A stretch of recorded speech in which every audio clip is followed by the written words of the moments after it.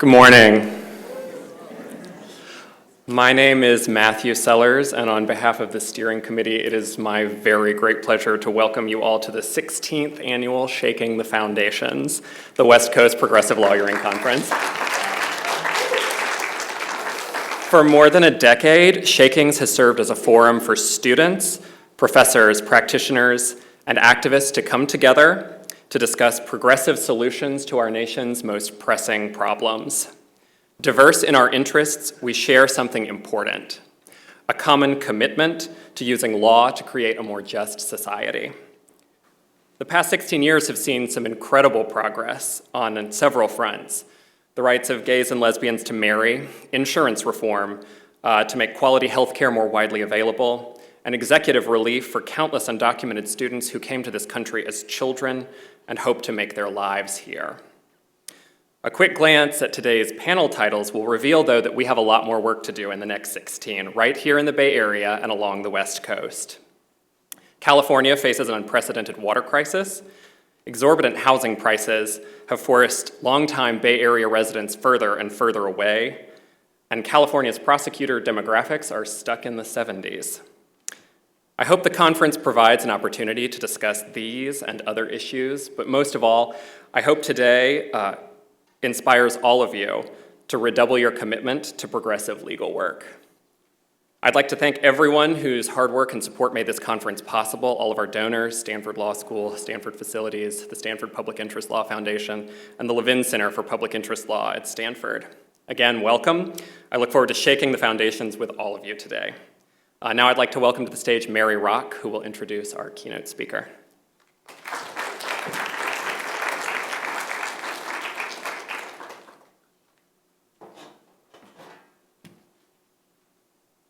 Thanks, Matthew.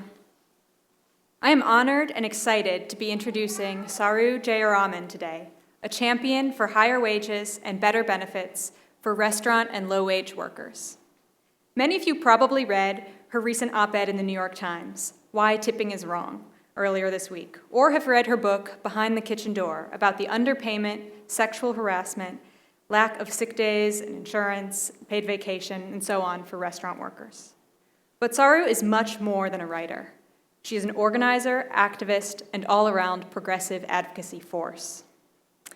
We are so glad to have her here with us at Stanford today because she models so many ways to be a powerful advocate. She started as an organizer in New York, co-founded and continues to run Restaurant Opportunity Centers United, and now is the director of the Food Labor Research Center at UC Berkeley. Saru takes people and issues that are invisible, even when they are right in front of us, as tipped wage workers are, and she makes them visible. This work takes time, and she has been dedicated to it, building momentum and paving the way for more activists and more change since she began working with a group of displaced World Trade Center restaurant workers shortly after 9/11. Restaurant Opportunity Center United has grown to over 10,000 members under her leadership. Individual restaurants have changed their practices after protesters mobilized. $15 minimum wage is part of the national conversation today. There's so much more that could be said about Saru and ROC-United, but the most remarkable thing to me is not only the depth of knowledge that she brings to this issue, but also the breadth of advocacy styles that she's able to effectively marshal in pursuit of a more equitable working world. We're going to start with a little video, and then Saru will come to the stage.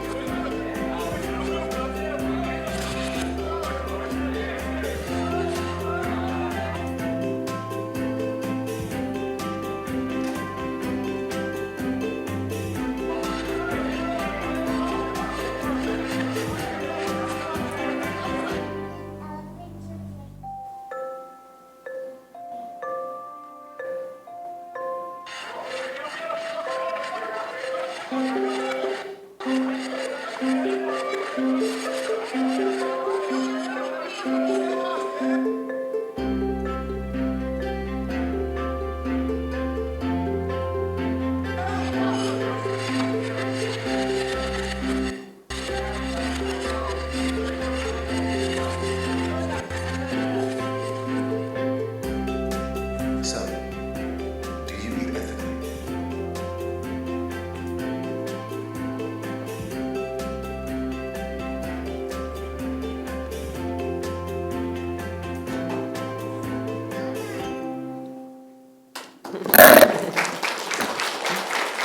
Thanks. I brought my entourage today. This is Akila and Lena, and thank you for letting them be here with me. My husband's out of town, so I had to bring them along. Oh, you don't want to see me on Bill Maher. This always comes up every time. Let's see. Maybe you do want to see that, but we can see it later. Okay, shut up. Okay. So, nice to be here with you. Thank you so much for inviting me. I really appreciate it. And if excuse me if I have to help them see something a little less scary or whatever. They should be okay. I have to confess that myself, I didn't know any of the things in that video about 14 years ago now. I had just graduated from law school, so very close to where a lot of you are now. I went to Yale for law school. I did a joint degree with Harvard School, the Kennedy School of Government, so a master's in public policy and a law degree. And after way too much school, I finally ended up working at an immigrant worker organizing center out in Long Island, New York, out in Hempstead, New York, about an hour away from the city. And I was organizing and representing some restaurant workers, factory workers, custodial workers, and every evening I would come back into the city, into Brooklyn where I lived, or into Manhattan, and I would eat. I was a card-carrying foodie. I would eat and eat and eat. I would eat everything that New York City had to offer. You know, when you're a New Yorker, sometimes you eat out 3 times a day. I'm sure that's true for most students in general, but as New Yorkers, it's like even more so. And I ate. And I have to confess, for all of those years of eating out, until 9/11, I cannot remember a single person who touched my food. Even though I represented restaurant workers myself, I cannot recall a single person who touched my food. You need to watch the video.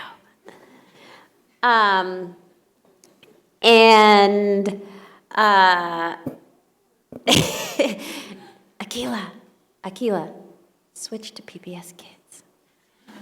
She'll watch Curious George.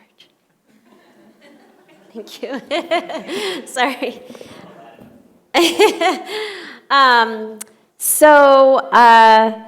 So yeah, I can't recall a single person touching my food, and I would argue that that's true for most Americans. You know, we as Americans, we eat out more than anybody else on earth, statistically, and it isn't just the frequency with which we eat out, it's the fact that we tend to celebrate the most important moments of our lives in restaurants, you know, weddings, anniversaries, special business meetings, reunions, family gatherings. If you travel in other parts of the world or you live in other parts of the world, you don't tend to celebrate as much of your culture in restaurants as we do as Americans.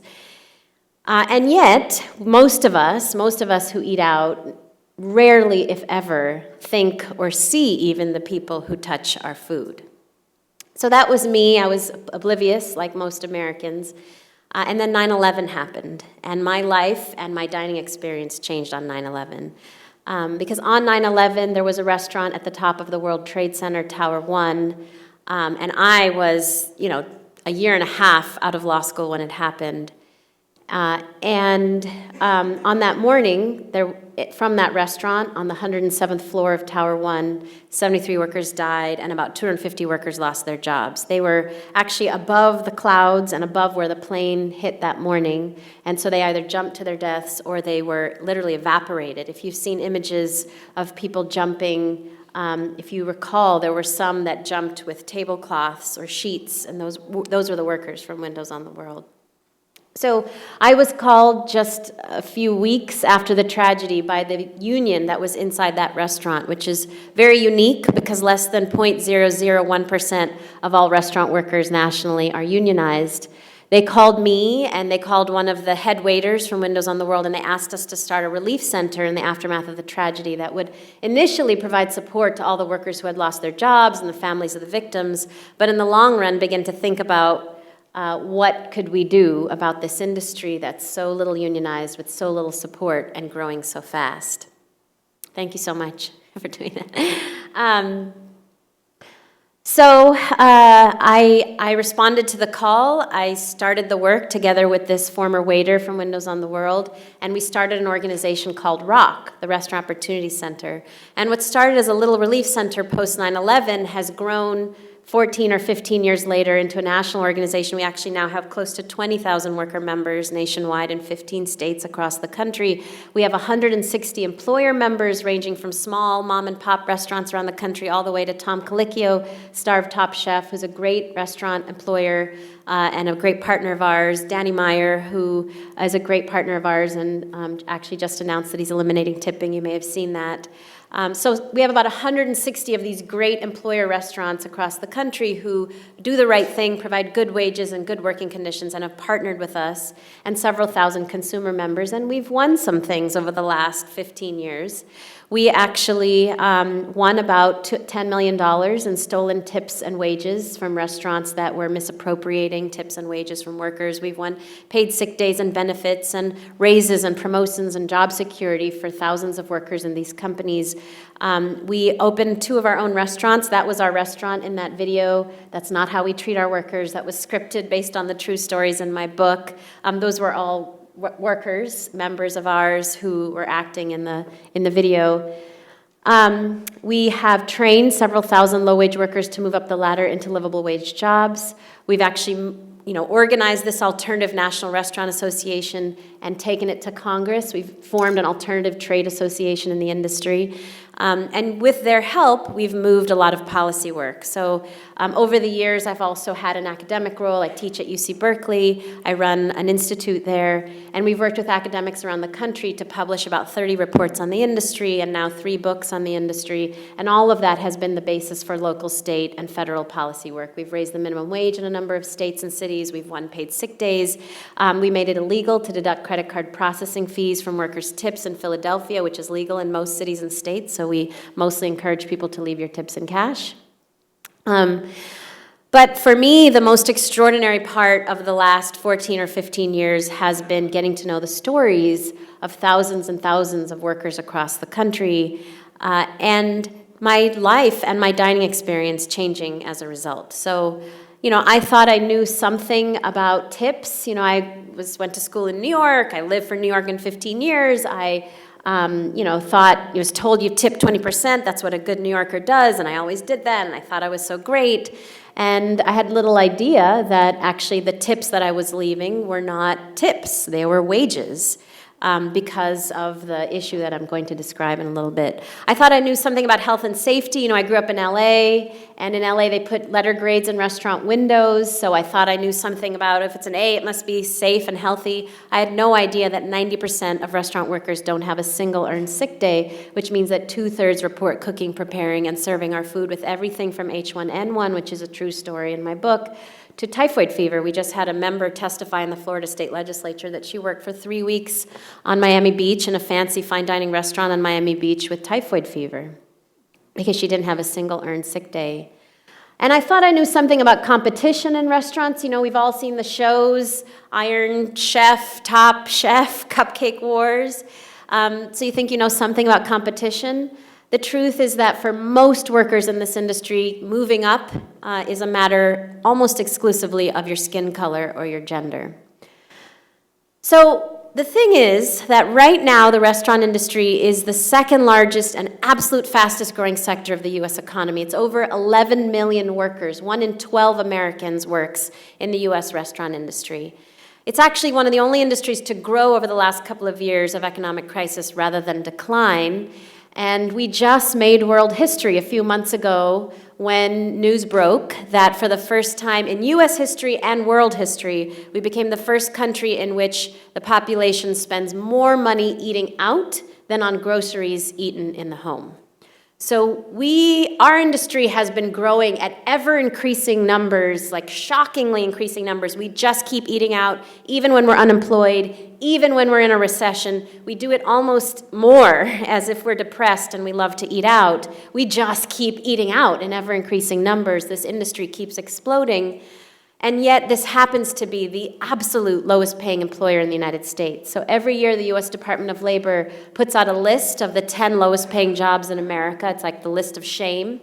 And every year, 7 of the 10 lowest paying jobs in America are restaurant jobs. And every year, the 2 absolute lowest paying jobs in this country, actually lower than farm workers, lower than domestic workers, and every other kind of job you might think of as a low paying job, are the people who touch and serve our food in restaurants.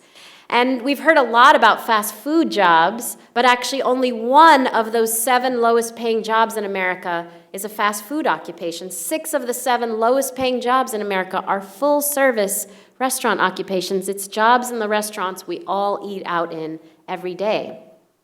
So how is it that you've got one of the largest and fastest growing industries in America proliferating the lowest paying jobs? And what's important for us to note in this moment of exploding income inequality, in fact, greater income inequality than the nation had experienced since before the Gilded Age, is that right now, at this moment, it's estimated that 1 in 3 Californians and 1 in 3 Americans, working Americans, lives in poverty. 1 in 3 working Americans lives in poverty. 1 in 3 working Americans lives in poverty.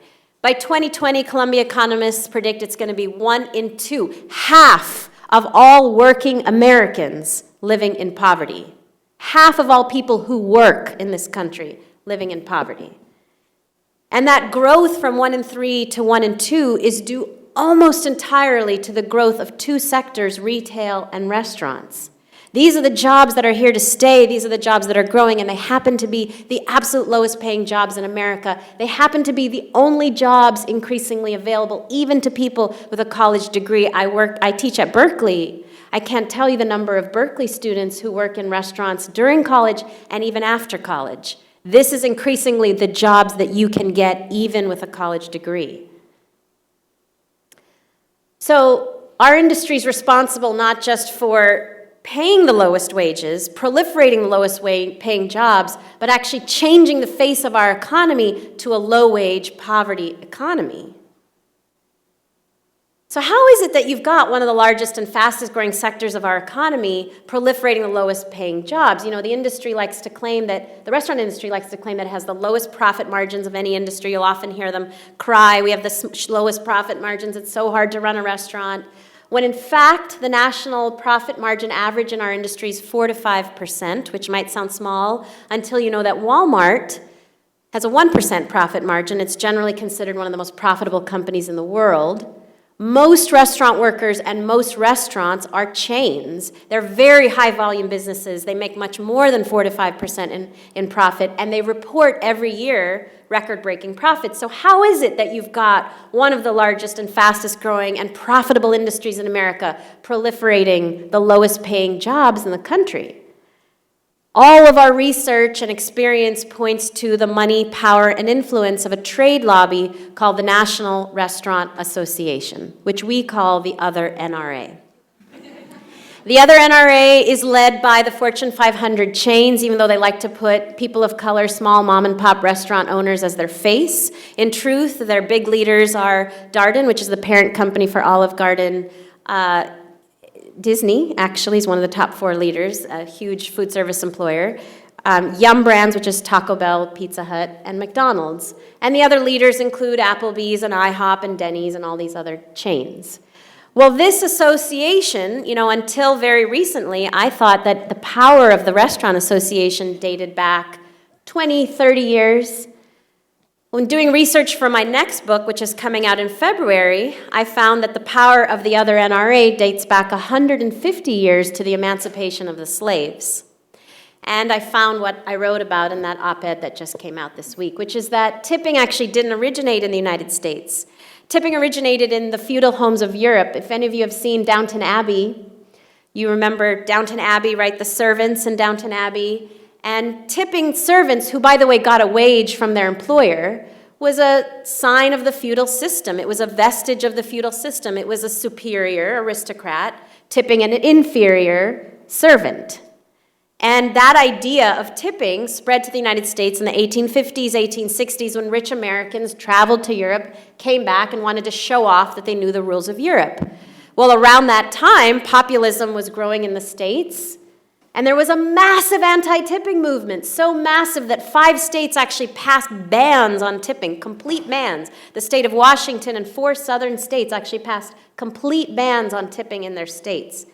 That movement spread to Europe and succeeded in Europe, which is why there's very little tipping in Europe. But here in the States, 2 industries squashed that movement. Of course, the Restaurant Association and the Pullman Train Company, both of which wanted the right to hire newly freed slaves and not pay them anything and let them live on customer tips.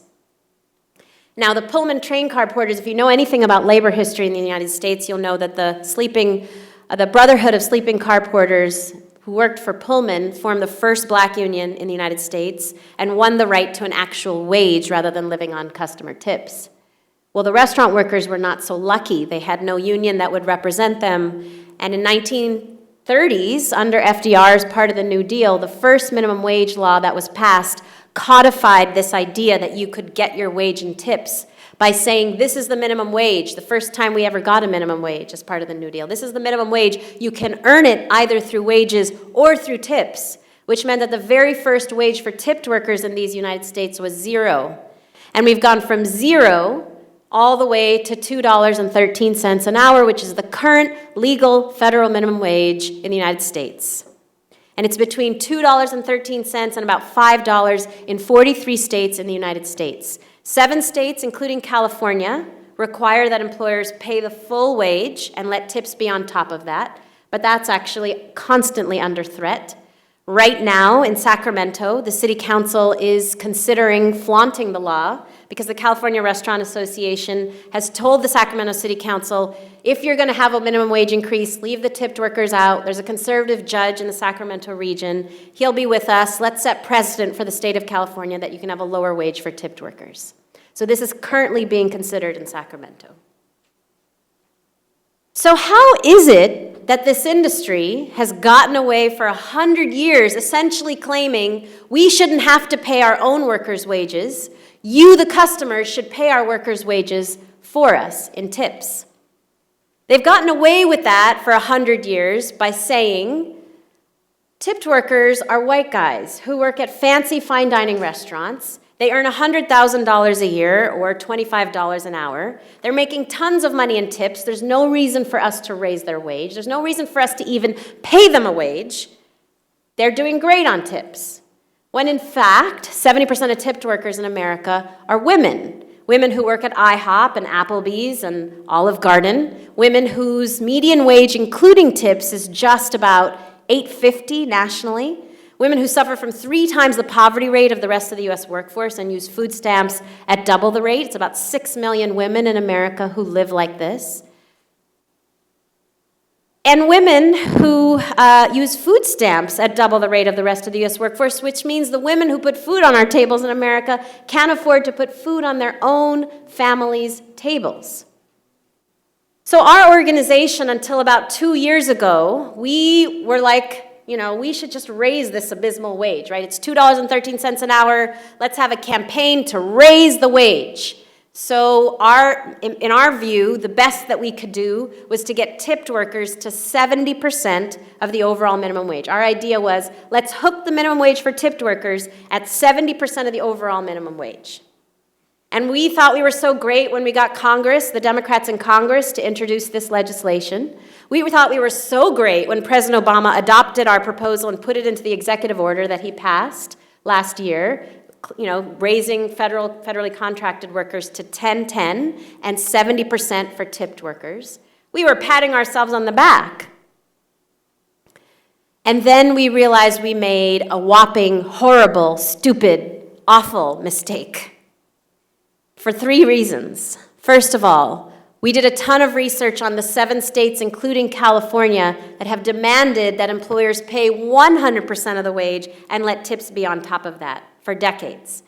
These 7 states, turns out, are faring better on every measure than the 43 states with lower wages for tipped workers. Higher restaurant sales per capita, higher job growth in the restaurant industry, higher job growth even among tipped workers, among servers, even better rates of tipping.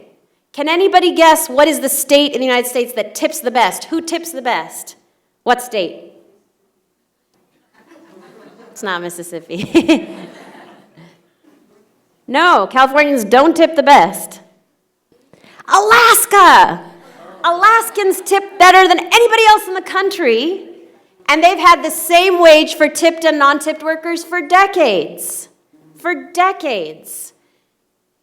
And so the argument that the Restaurant Association made that if we actually pay you a wage, tips would go away. If we actually pay you a wage, you'd lose your job, has not proven to be true in these 7 states.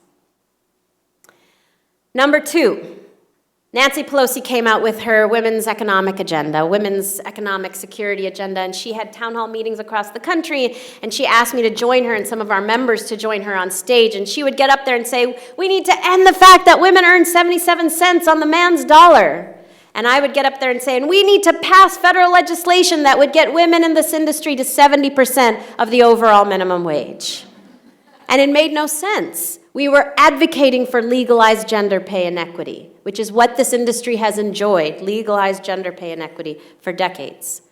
And third and most pernicious and most horrible was that after I wrote the first book, Behind the Kitchen Door, I went on this crazy book tour all over the country, and women came up to me from all kinds of audiences, even at the National Organization for Women conference all over the country, and said, you know, I am now a corporate lawyer or an IBM executive or a union organizer. I've been sexually harassed recently on the job, but I didn't do anything about it because it was never as bad as it was when I was a young server working in restaurants. And what we began to realize through all of these stories was that it isn't just the fact that earning $2.13 an hour or $3 or $4 as it is in Arizona, or $2.13 as it is in New Mexico. It isn't just that that's a poverty wage. It isn't just that that's incredibly unstable because you never know how much you're going to earn in tips.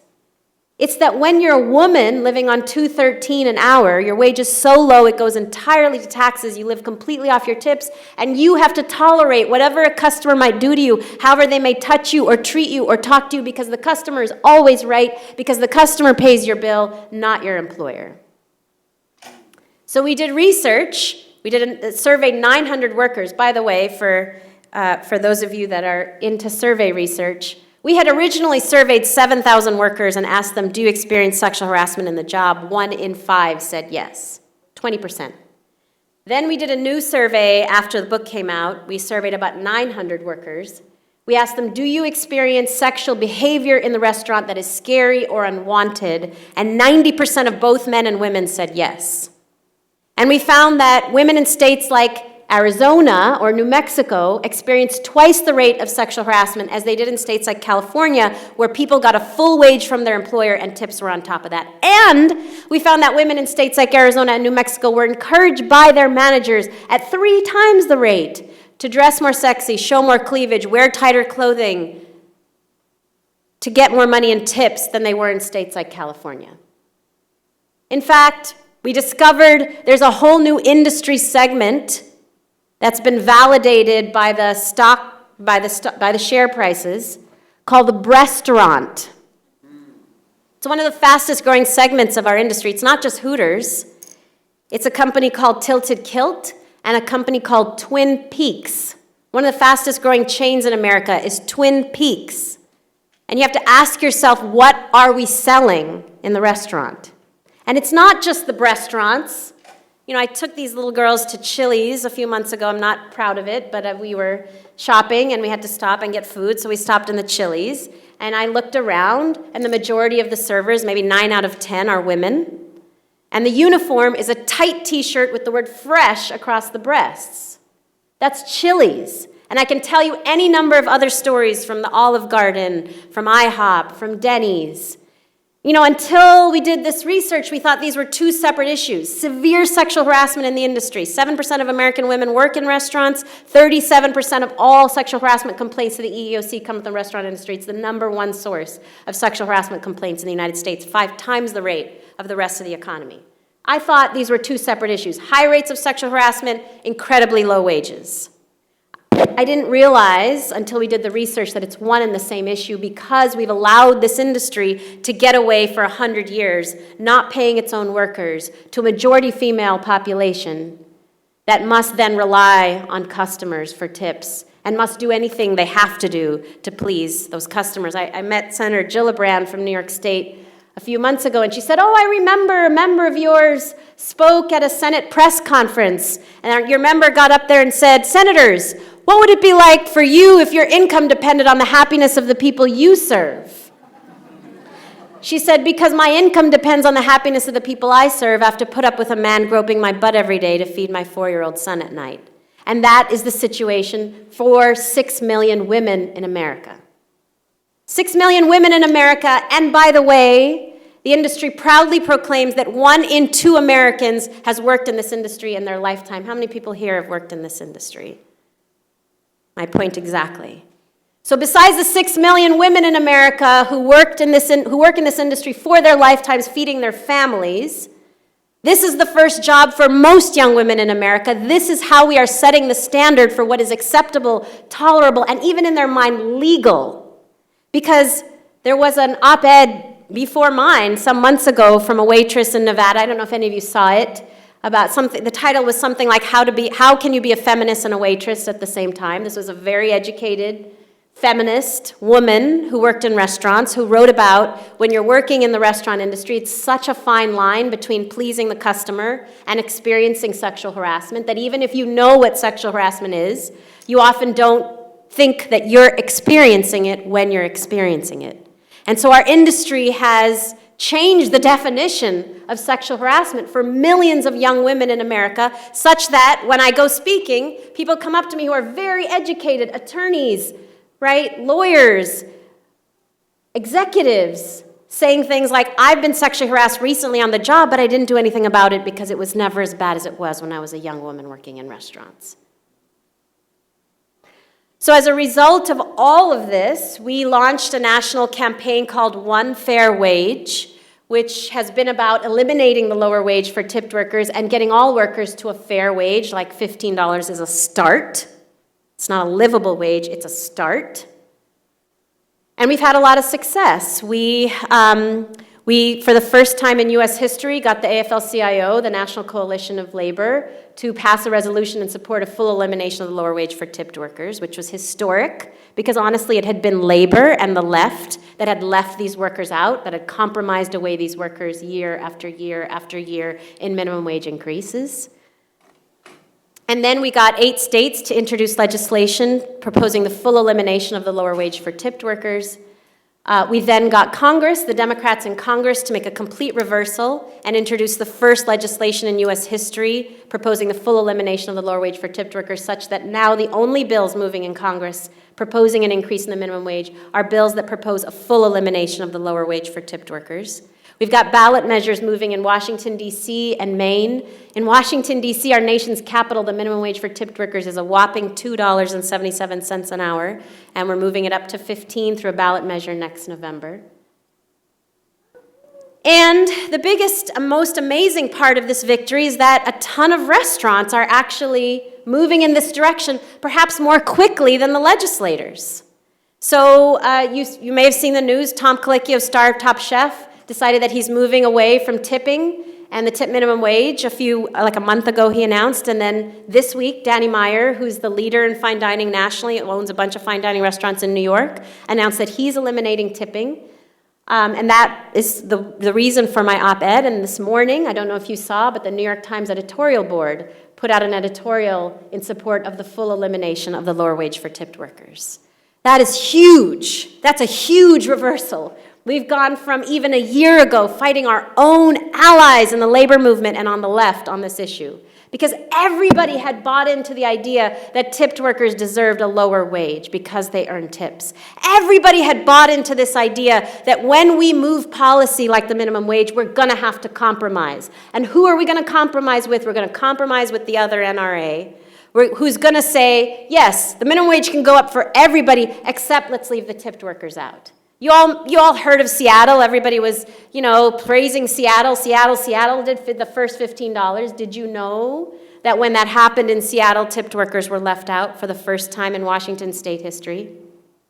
That was a compromise struck with the Restaurant Association. That compromise has been struck by the left over and over again. And what's happened over the last 6 months with restaurants moving in this direction and states moving in this direction is that we've all basically said, okay, the time to stop these compromises is now. We're no longer going to throw women under the bus. We're no longer going to have these menial 60%, 70% expectations. What we experienced as a movement was a moment of rising expectations, and that's what I want to talk to you about as law students. I remember very well being in your shoes, organizing this conference at Yale, the Rebellious Lawyering Conference. And I remember the feeling of, whatever I do next, I know it's going to be public interest, but maybe it has to be this narrow set of options. Maybe it has to be working in a public interest firm, or doing public interest from a firm, a private firm, or maybe it has to be clerking for a judge. It was a very narrow set of options, and what's been so extraordinary to me through law school, after law school, being a professor, being even a pre-law advisor, is the way in which law school, compared to any other degree, graduate degree, post-secondary degree, seems to narrow our options rather than widen them. Because in every other post-secondary degree, you get the degree and then you have a lot more options. You think there's so many things I could do, and somehow going through law school, even as public interest folks, the options seem to get more and more narrow. We think that now that we have this degree, we have to do this prescribed set of things. And I would just like to say, part of what I think that we should think about is rising expectations as a nation, which is happening, and rising expectations for ourselves, that the world should be open to you now to do anything, from changing the law, to organizing, to mobilizing, to research and writing, to maybe practicing law if that's your thing, but that shouldn't have to be your only option. Number one. Number two, I think it's important, regardless of whether you practice law or do something else, to keep in mind, we're almost done, Lena, we're almost done. Do you want a granola bar? Can you get her? There's a granola bar. To always keep in mind the thing that, unfortunately, the law discourages us to do, which is to elevate the voices of those who are affected and let them lead, let them guide, rather than doing it ourselves, regardless of whether we practice law or not. If we hadn't done that in our case, we would still be stuck in a 60 or 70% framework. If we hadn't listened to women who said, you're wrong, this is not just an issue of poverty, this is an issue of sexual harassment, this is an issue of the way I am treated and my body is treated in the workplace, we wouldn't have changed our framework. So whatever you do, not thinking of yourself as the expert, but the people who you are thinking about as the experts themselves is critical. And number three, I really do think it's important for all of us to think about rising expectations. I've been organizing for 20 years, more than 20 years, I'm old, more than 20 years, 24 years. And I have never seen a moment like this before. Never. I mean, I've been working with others to bring together a cohort of people of color social movement leaders across a wide spectrum of social movements, from gentrification to the prison industrial complex, to the food movement, to the EJ, climate justice movement. And all of us are feeling that this is a moment, a real moment that's extraordinary, that we've never seen before. She'll be okay. It's a moment in which Black Lives Matter has gotten us to think about not just, justice for one more aggrieved family, not just putting one more bad cop in jail, but actually overturning the entire system that criminalizes people of color in the United States, right? With the workers who've gone on strike, they've said, forget about $9. We were talking about $9 an hour 2 years ago. $10 was what the farthest we thought we could go. No, we're talking 15, and now we're actually talking about 21. 15 is not enough. I'm sorry, you guys, I'm almost done.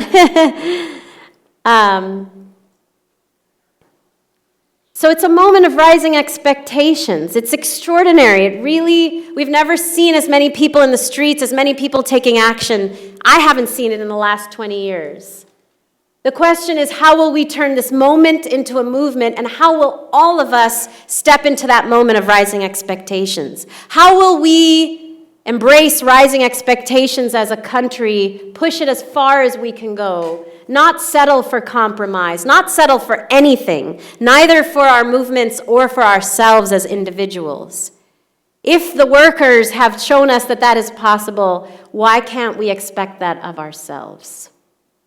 I think fundamentally what we've come to realize with the tip minimum wage issue is that this is actually not just a numbers game. It's not going from 213 to 15. It's not about getting from 9 to 15 or 10 to 15. It's not about 15 at all. Because the truth is, even getting a lot of poor working Americans to a $15 minimum wage, that's not actually going to solve the problem by itself. It's a huge step, but it's not going to solve the problem by itself. It's not just about the numbers, right? It's actually not even just about the sexual harassment or the gender equity. This is fundamentally a question about our democracy. And this is the issue that runs across all of the social movements that we have been bringing together. This is fundamentally about our democracy. Our democracy. The question is, right, in our case, who controls our democracy? Who gets to say how a woman is treated in the workplace? Who gets to say whether we as customer pay these workers' wages or the industry does? Is it a trade lobby, or is it we, the American people? And that's fundamentally the question we all have to ask of ourselves. And the way that we contribute as law students or lawyers may be different, but fundamentally, if we are not thinking beyond a rights-based framework to a structural change framework, we're never going to get there. So I am so excited to be here, so glad that you hopefully are thinking this way too, so excited about this moment, and I think we have a few moments for questions. Yes?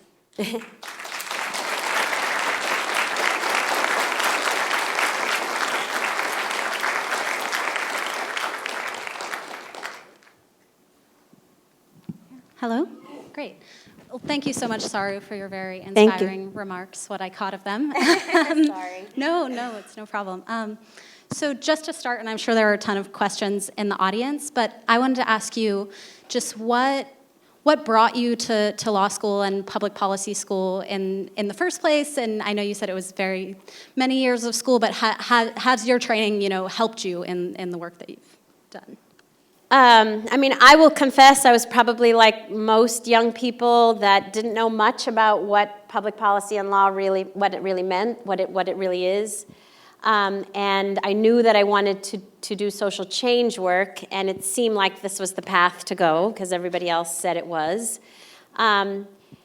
And yes, I definitely draw upon not so much the technical things I learned in law school, but the networks that I gained in law school, and of course the credit card that a law degree provides. But could I have done it without a law degree? Absolutely. And so it's not, you're all already in law school, so you've made that choice. But that's why I keep coming back to, I thought I had a ton of options before law school, and somehow even me, thinking about those options, knowing that I didn't want to practice law, I wanted to use my law degree in different ways. Even me, I remember that pull that I felt during law school, that, oh, you really should practice for a couple of years, you really should do public interest law because you went to law school, you really should, if you got the law degree, be a lawyer. And that's what I'm trying to say, is that somehow we felt the pull for so many potential things before law school, and somehow after law school, the list gets so narrowed. And so I have drawn upon my law degree, but thank goodness I didn't listen to those voices, and I didn't end up, I practiced for very little as part, the work that I did right after law school was actually training low-wage workers to advocate for themselves and organize. And I very quickly moved after that to starting ROC. And in ROC, we actually, when we started the organization, having seen all the problems of worker centers around the country, we decided from the very beginning not to have an attorney that would see anybody in any kind of legal services mode as part of the organization from the very beginning. We said we were going to organize from the very beginning, and we've created a lot more change in the industry than suing or going after restaurants ever could have. So the campaigns we've engaged in are these weird combo campaigns that do include litigation. But let me explain a little bit how we do our campaigns. Workers, most worker centers or legal service organizations that serve workers walk in the door, somebody's there to say your rights have been violated, it's horrible. Again, your rights have been violated. And this is what you can do, these are your options. In a traditional legal services setting, the lawyer would take care of it all. Perhaps in a worker center or more organizing-focused group, the worker would walk in, they'd take down their information, you'd say, this is how we can organize around it. You file a lawsuit or a charge, workers go protest. It's still a very rights-based framework. It's still a very reactive framework. And so in our case, the first thing that we did is we mapped out the industry. We knew our industry is one of the biggest violators of the law of any industry in the United States. I mean, the Department of Labor has said the restaurant industry is the #1 source of what they call wage theft of any industry in the United States. They get the most complaints from restaurants in terms of people's tips being stolen or wages being stolen. The U.S. Department of Labor reports an 80% violation rate with regard to tip misappropriation in the United States. So we knew that, and yes, we could have sat back and allowed any restaurant worker to walk in, and we could have represented them. We could have done picket lines in front of the workers who walked in the door. That would have been a way to do it.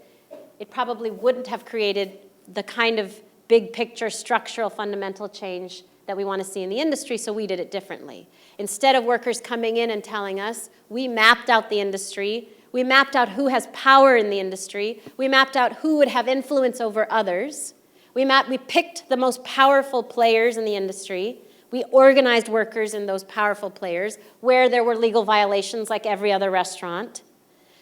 We organized campaigns that included litigation, but litigation was always a small part, one piece, one tool in the tool shed of a broader campaign that included organizing and consumer activity and high-road employers influencing the employer we were going after. And the slow food movement actually being a part of influencing the restaurant we were going after, and ultimately winning a strange tripartite agreement between workers, employers, and ROC that won us things way beyond workers' rights. So maybe when we started the campaign, workers said, I'm not being paid, I'm not getting workers' comp, I'm being discriminated against, and maybe those things were hooks for a lawsuit, which was one tool. But in terms of the goals of the campaign, it was never, let's just vindicate your rights. Because in an industry that the wage is $2.13 an hour, getting your rights is what? Getting $2? What kind of a vindication is that? And so our campaigns were not, what are your rights? There are, what can we achieve? What are your dreams? What if we were to get paid sick days and health care and vacations? And workers often said, what is a paid sick day? So we had to say, this is what we could achieve. This is what exists in other countries. And that's what the campaign was to fight for. And litigation was a tool to ultimately sit down with the employer and say, okay, we no longer want you to just follow the law and pay back what you owe. We want you to provide health care. We want you to provide raises. We want a promotions practice that is free of discrimination. We want an HR department. And we won those things because we asked for them. So I think that's what I was talking about in moving away from a rights-based framework to a framework in which we're thinking about structural change. That's fantastic. I know I have a ton more questions, but I want to open it up to the audience, make sure you all have plenty of time. Sure. Yeah, we want to just maybe move to the mic.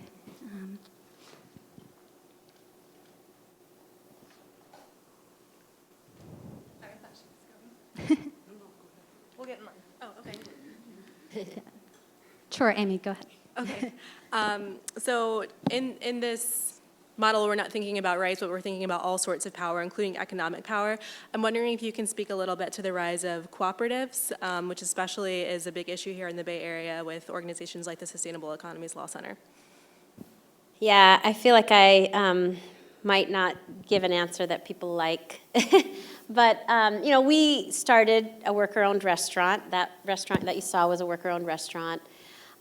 Ultimately, we found that the physical restaurant being worker-owned didn't make as much sense as spinning off worker cooperatives that were incubated inside the restaurant. So we spun off a ton of worker-owned food enterprises. We now own restaurants in New York and Detroit. We're opening one in Oakland and one in New Orleans and one in Washington, D.C. And inside these restaurants, we are spinning off worker-owned food cooperatives, like a worker-owned tea company we spun off in Detroit, and catering businesses and these kinds of things.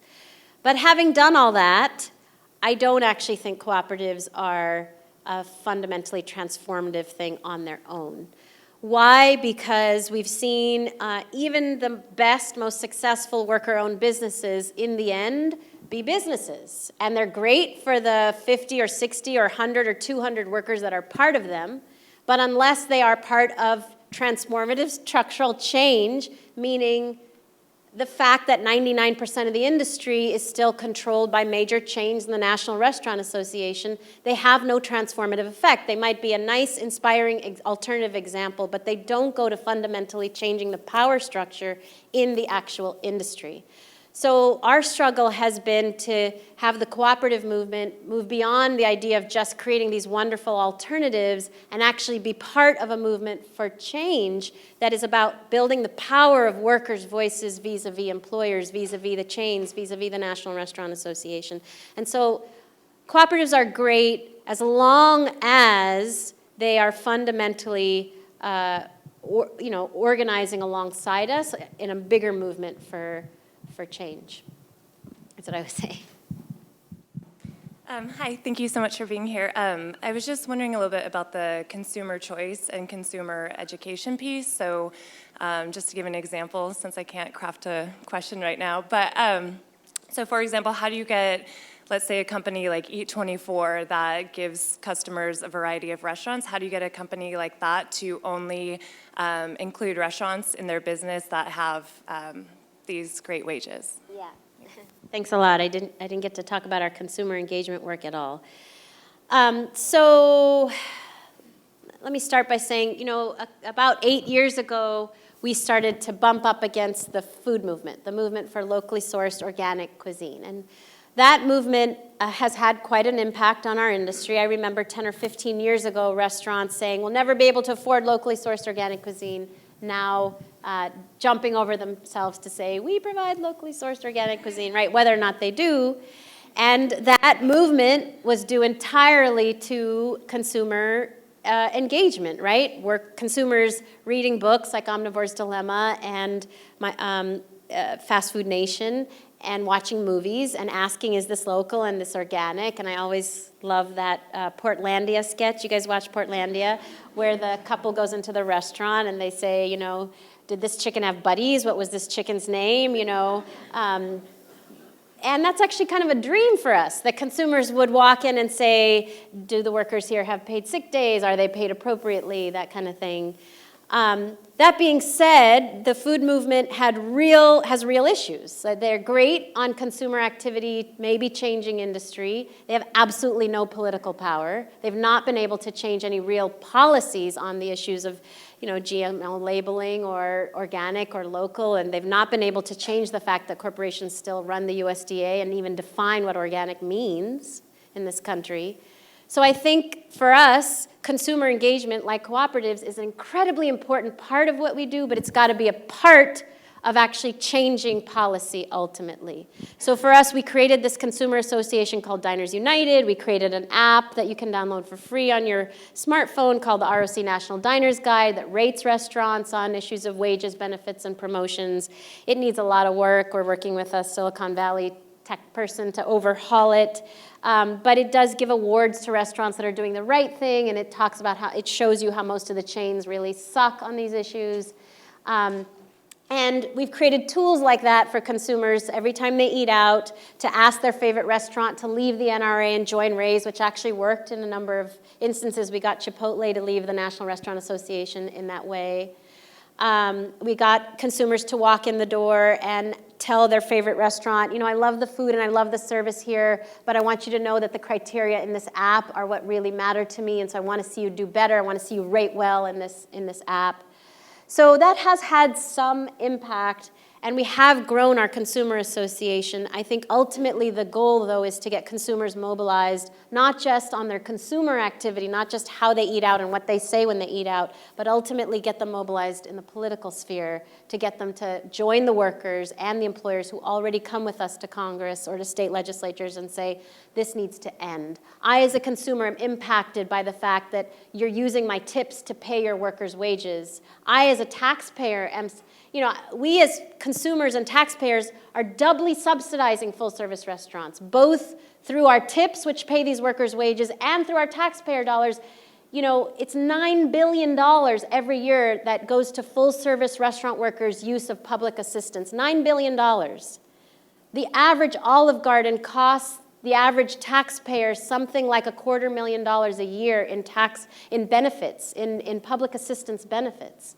So we're subsidized. We have to care as consumers in a way where we move beyond just thinking if I shop differently, if I eat differently, it's all going to be through the power of my fork. It's got to be the power of our fork, yes, and our political power as well. Well, thank you for illuminating so many issues, and I was paying close attention to you, thinking this was about workers' rights, and then you told me it's not really about rights, it's about upsetting the whole system. This is wonderfully disturbing and provocative, and for, I think, the establishment, for the people in power, for the people of privilege, people like me and perhaps some of the people in this room, it's much more threatening than the opportunity to do well for the poor people who don't have rights, right? To actually think about sharing power is different than dispensing or distributing some of the privileges that I have accrued in my beneficence in a more patriarchal way, right? You're nodding your head, so I get. Now, so that leaves us with a choice of strategy. Do we, and I'm joining you here, I'm putting me in with you, do we take on a kind of confrontational advocacy? We must help the people who are most affected by this to rise and advocate for their own power, which is sort of a social justice, take back your own power narrative. Yes. But what is the narrative that we say to the establishment that will influence them without without triggering an intensely defensive reaction? Thanks for the question. Well, you may have heard, we don't actually, our work is actually not just people rise up and fight the boss. Our work actually has been about engaging all three stakeholders, workers, employers, and consumers, in a very strange, we've had to walk a very strange balance between fighting and engaging, and ultimately that is not about worrying about the opposition being defensive, because with an opposition like the NRA, we've had to move way past worrying about them being defensive. The other NRA set up a fully staffed organization called ROC Exposed with 2 full-time staff members that follow me around the country. They've taken 3 full-page ads out in the USA Today, Wall Street Journal, New York Times, driving people to their website, ROC Exposed, and condemning me and us. Those little girls you saw, the younger one, they've put her on their website. They've attacked me personally. They've just done everything in their power to stop us, sue us for tens of millions of dollars. I'm not worried about making them defensive. I don't care about that. You know, I'm actually flattered that they think little me is so threatening to them. But what I do care about is being able to split them, right? To have a high road and a low road. That's actually what my next book is coming out in February. It's called Forked, a new standard in American dining, and it's about the fork in the road between the high road and the low road. It profiles great companies like In-N-Out and Chipotle, and great companies that are doing the right thing by their employees, and companies that aren't. And our strategy has been all about fighting the low road, promoting the high road, and dividing the opposition, which is what they've done to workers all this time. It's been all about divide and conquer. Well, we needed to follow that same strategy.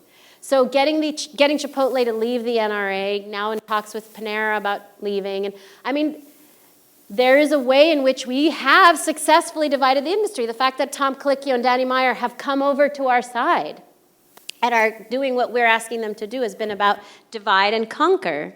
So I think, yes, and I would just slightly change the words you said. It's not about us helping the people rise up. It's facilitating people who are already rising up, right? And understanding that we actually have a role too. We're not just the privileged lawyers, we're consumers. Some of us are workers, right? Some of us have been workers, and so we need to identify our own role as well.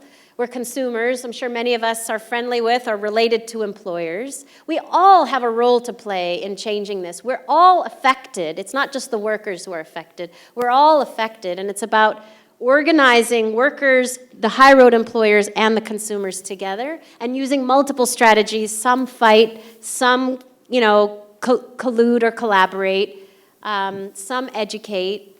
It's using whatever is at our arsenal, and that's why I keep coming back to law being just one of those tools to get there. Thank you so much. No problem. This is, as the previous questioner said, it's illuminating, but yet on the other hand, I'm going to be the devil's advocate or the gadfly by trying to question how you're conflating so many issues.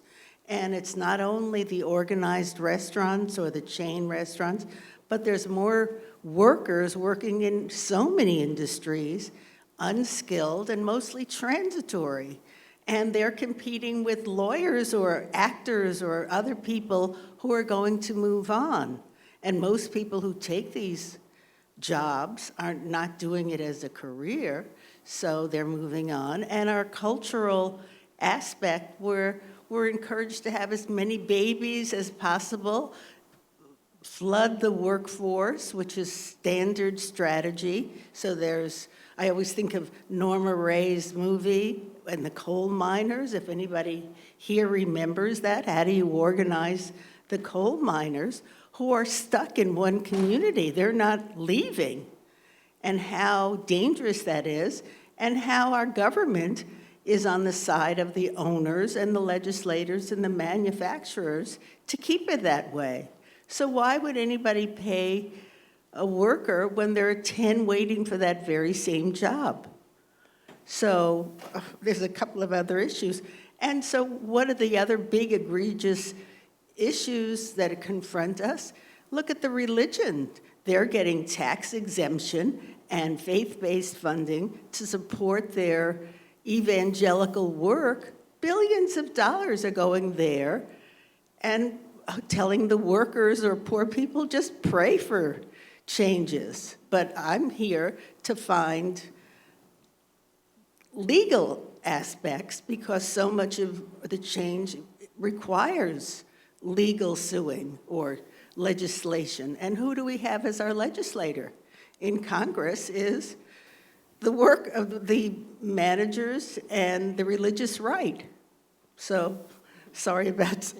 No, I appreciate it, and I'm glad it gives me an opportunity to bring up some of the key arguments that the Restaurant Association always loves to bring up when I'm on Fox or Bill Maher or in any of these settings. They have 4 or 5 key arguments that they always bring up that I'm sure you may hear, some of you may agree with.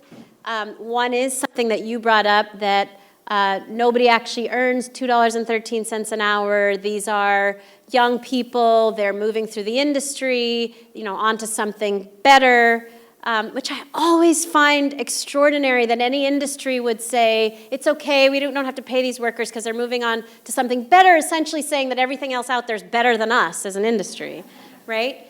The truth is, when you do the research, you find actually most workers do take great pride in this work. They're not unskilled. They're incredibly skilled. They should be valued as the professionals that they are. In other countries, hospitality workers are professionals who go to school for the profession of hospitality.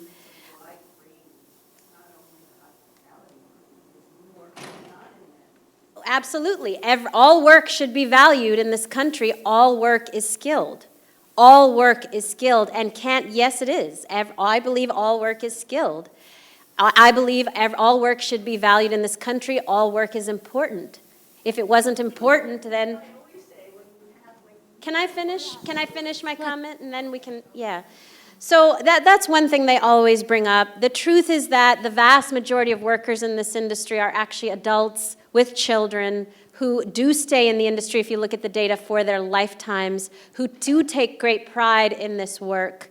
And it's not actually young people moving on. That is a sliver of the industry. It's not actually the majority. The vast majority are adults with children. The second argument they like to bring up related to why should I pay these people is, the industry's going to die. If we actually have to pay these folks a livable wage, we'd lose jobs, the economy would tank. All of the data has pointed in the opposite direction. I already told you the 7 states that actually pay workers a livable wage and have higher minimum wages than the rest of the country have faster job growth, higher rates of tipping, faster job growth even among tipped occupations.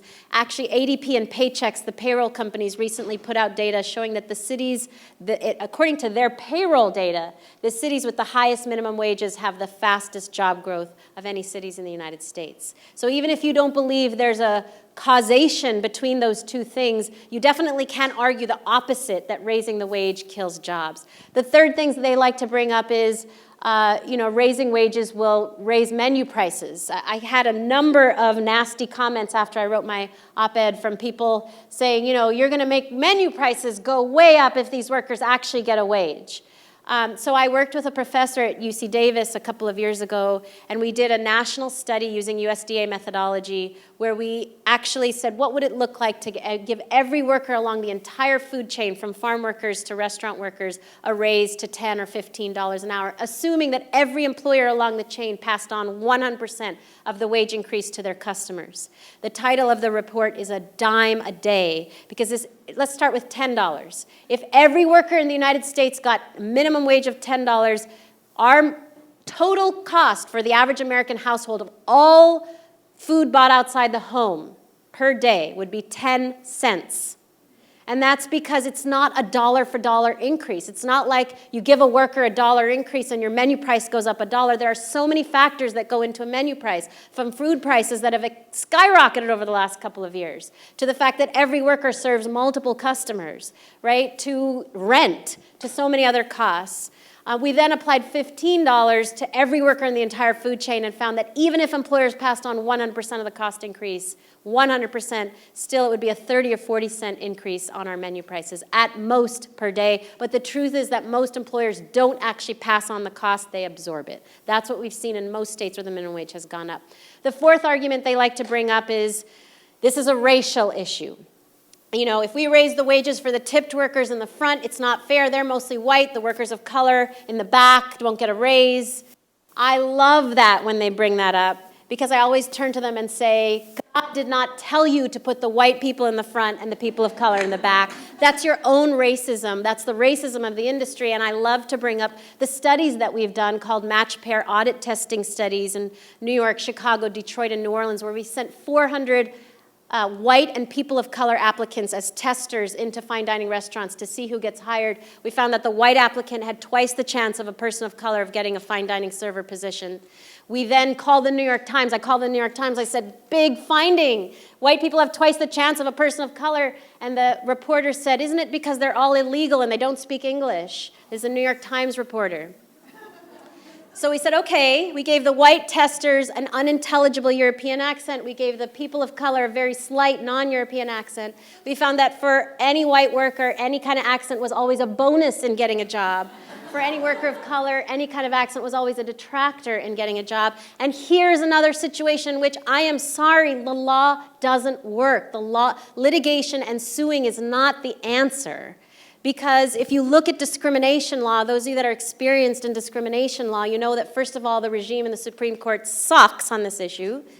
And you know that there is an of the number of people who are discriminated against, a percentage even know.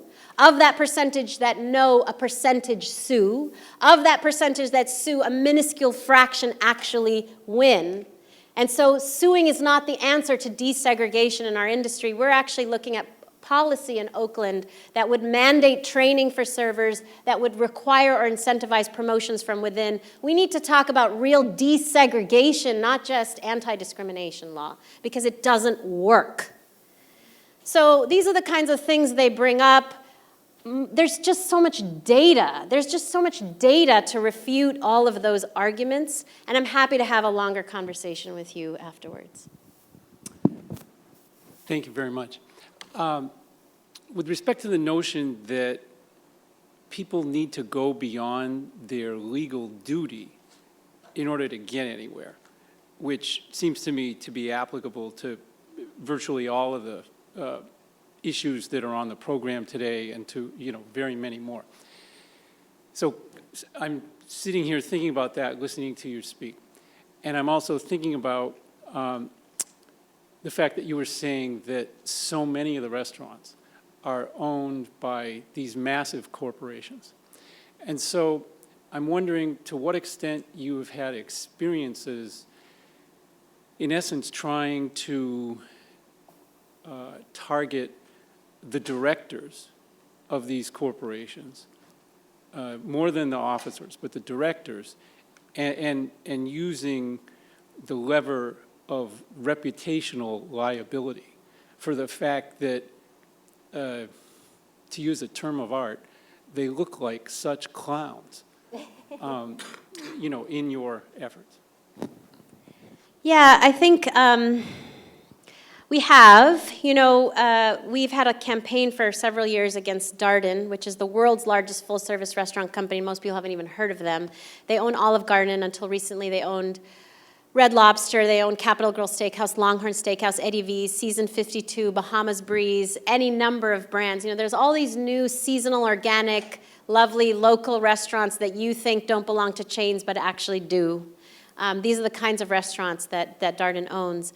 And we, for many years, targeted their CEO, targeted their board of directors. On their board is former CEO of Walmart. They've really emulated, they really admire Walmart and what Walmart does. So they've brought on a number of directors from Walmart's board onto their board. We did that. We had a pretty good success in affecting their reputation.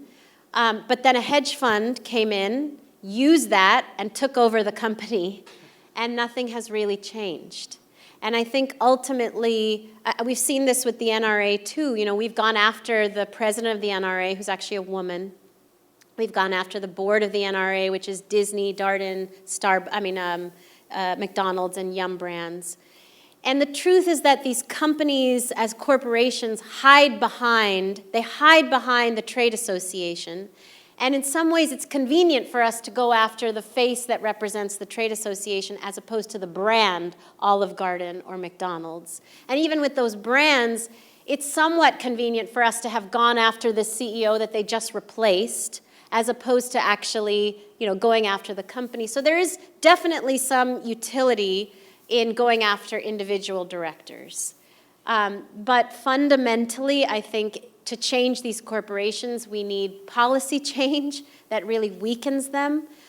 We need shareholder activism. So we did get 5 shareholder resolutions introduced in the Darden shareholder meeting 2 years ago. We got one of them passed, a proxy access vote, which gave us the right to run even a worker for the board of directors.